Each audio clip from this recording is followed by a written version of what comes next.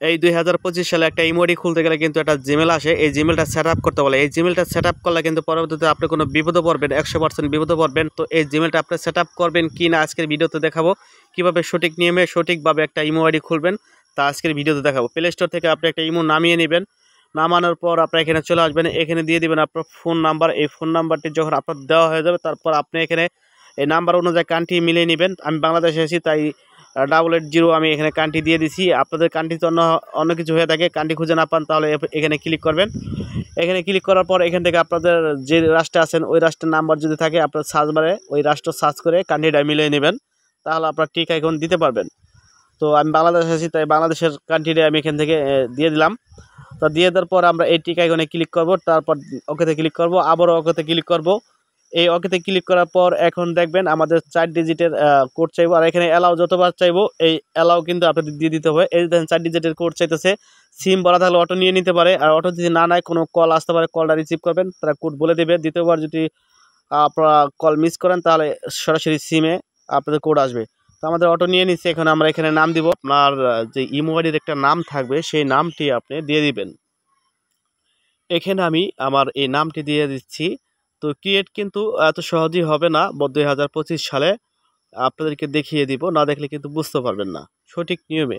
কারণ এখন একটি ইমো আইডি ক্রিয়েট করতে গেলে কিন্তু জিমেল আইডি চায়, এখানটা কিন্তু একটু সমস্যা। তো আমি এখানে আমার নামটা বসাই দিই। আর প্রিয় ভিউয়ার্স, আমি আপনাদেরকে রিকোয়েস্ট করবো, এই ভিডিওগুলো বানাতে অনেকটা কষ্ট হয়, আমার এই ভিডিওতে একটা লাইক দিবেন, আপনাদের মতামত কমেন্টে জানাবেন। তো দেখেন এখানে আমি লিখছি আর কে রানা, আর কে রানা লিখে আমি এখানে টিকমার্ক দিয়ে দিব, লিখে দিলাম আর কে রানা।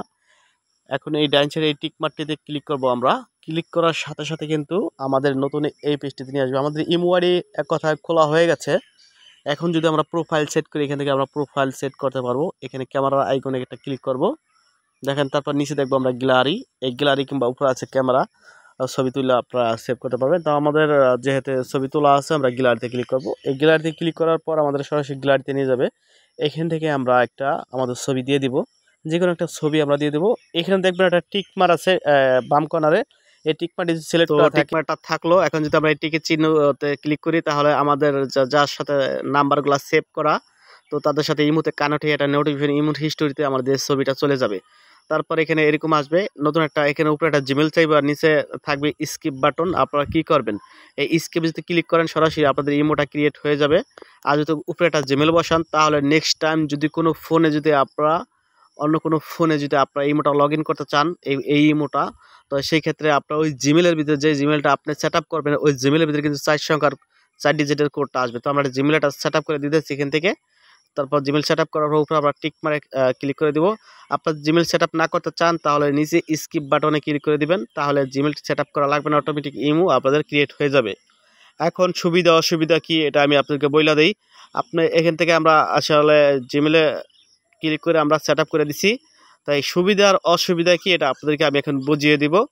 আপনি নেক্সট টাইম যে কোনো ফোনে যদি আপনার এই ইমোটা আপনি ওপেন করেন, আর এই দেখেন আমি আপনাদের সেটিংসে ক্লিক করে দেখাই দিই, আমাদের জিমেলটা সেট আপ হয়ে গেছে। এই সেটিংসে ক্লিক করবেন, আমি একটু দেখিয়ে দিই আগে আপনাদেরকে। তারপর আপনারা এই যে অ্যাকাউন্ট সিকিউরিটিতে ক্লিক করবেন, তারপর দেখবেন এখানে যে লগ ইন ইমেল নামে একটা অপশন আছে, এখানে কিন্তু আমাদের এই জিমেলটা কিন্তু সেট আপ হয়ে রয়েছে। উপরে কিন্তু জিমেলটা দেখা যাইতেছে, উপরে কিন্তু আমরা জিমেলটা দেখতে পাচ্ছি, ঠিক আছে। এই জিমেলটা আমরা সেট আপ করছি, চাইলে আপনারা ইমেল খোলার পরে কিন্তু সেট আপ করতে পারবেন। এই বিষয়ে আমার চ্যানেলে ভিডিও আছে, সেটা কিন্তু দেখে নিতে পারবেন। এখন সুবিধা আর অসুবিধা হচ্ছে, দ্বিতীয়বার আপনি কোনো ফোনে যদি আপনি লগ ইন করতে যান এই জিমেল সেট আপ করলে এই জিমেলের ভিতরে কিন্তু 4 সংখ্যার কোড আসবে। এক কথায় আপনাদেরকে আমি বুঝিয়ে দিই, দ্বিতীয়বার যদি আপনি অন্য কোনো ফোনে যদি আপনি ইমো লগ ইন করতে যান তাহলে কিন্তু যেই জিমেলটি আপনি সেট আপ করবেন এখন এই জিমেলটি আর এই জিমেলটির পাসওয়ার্ড কিন্তু অবশ্যই আপনার মুখস্থ রাখতে হবে, নাহলে কিন্তু দ্বিতীয়বার অন্য কোনো ফোনে লগ ইন করতে গেলে, কারণ এই জিমেলের ভিতরে কিন্তু আপনার 4 ডিজিটের কোড আসবে, এছাড়া কিন্তু সিমে কিন্তু আসবে না। এই জন্য স্কিপ বাটন করে সিমও আপনারা অ্যাড করতে পারেন চাইলে। আমি এই বিষয়টা আপনাদেরকে বুঝিয়ে বলছি, এখন আপনাদের যেভাবে সুবিধা ওইভাবে আপনারা কাজ করবেন, কোনো অসুবিধা নাই। তো সকলে ভালো থাকবেন, নতুন ভিডিও আবার দেখা হবে। আল্লাহ হাফেজ।